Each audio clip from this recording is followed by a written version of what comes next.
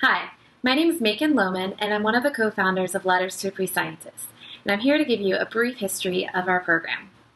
Letters to a Pre-Scientist, or LPS, was created in the fall of 2010. During this time, I was teaching 6th grade science in the eastern region of North Carolina. The school where I worked was located in a rural community surrounded by peanut and cotton farms, with a population of just under 4,000 people and about a 2 hours drive from the nearest city. In this community, 1 in 3 children are living in poverty, and over 80% of my students qualified for the federally assisted free and reduced lunch program.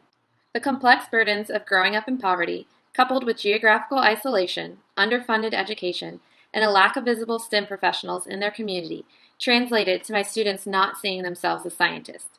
In fact, when asked what a scientist looked like, most of my students described a white man in a lab coat working with chemicals.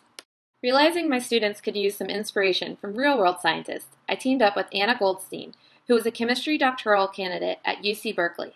Anna helped significantly grow and engage a network of scientists from across the country who wanted to exchange letters with my students. This partnership was the beginning of LPS.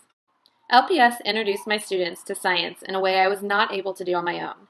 The scientist pen pals were able to personalize letters to spark students' interest in a range of science careers, to answer questions about college and classes they should be taking in high school, to humanize scientists by sharing their own hobbies and what they were like in middle school. But most importantly, these pen pals helped students to see themselves as future scientists. In 2012, I was leaving the classroom for graduate school, so we decided to transition the program into another North Carolina school. Lucy Madden, the current CEO of LPS, was teaching in Durham, North Carolina at that time when she excitedly agreed to host LPS in her classroom. Seeing the success in Lucy's classroom, we decided to pilot the program in a Chicago school, expanding our reach to 175 students. Our growth continued, and by 2015, LPS was now reaching 500 students across 7 classrooms.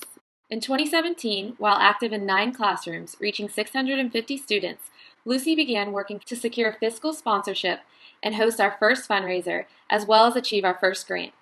During the 2018-2019 school year, we worked with 12 teachers and 850 students. During the 2019-2020 school year, we doubled in size, serving 1,650 students in 24 teachers' classes. To make this growth possible, we brought on Janelle Whitman as the first full-time program manager. During March 2020, we quickly transitioned our program from snail mail to electronic letters so we could finish the program despite school closures for COVID-19. Last year, we had fewer teachers facilitate LPS than the year prior, and our LPS classrooms were learning in person, remotely, and using a hybrid model. Letters were exchanged via snail mail and electronically. This year, we will facilitate LPS in 25 classrooms, back up to our pre-COVID number of pre-scientists participating, 1,600. Thanks for taking the time to learn about our organization's development.